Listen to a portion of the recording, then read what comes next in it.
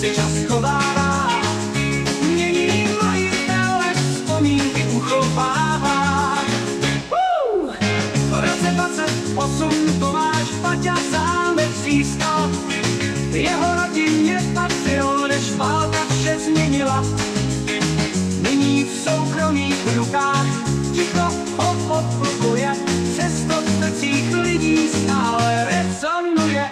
Empírové linie, barokní základ, Lunšťa, co historii stále vypráví ráda.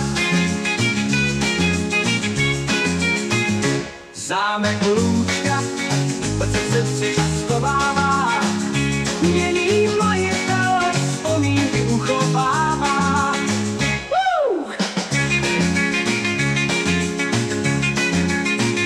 V roce 28 Tomáš Baťa zámek získal, jeho rodině patřil, než válka vše změnila. Nyní v soukromých rukách ticho ho obklopuje, přesto v srdcích lidí stále rezonuje.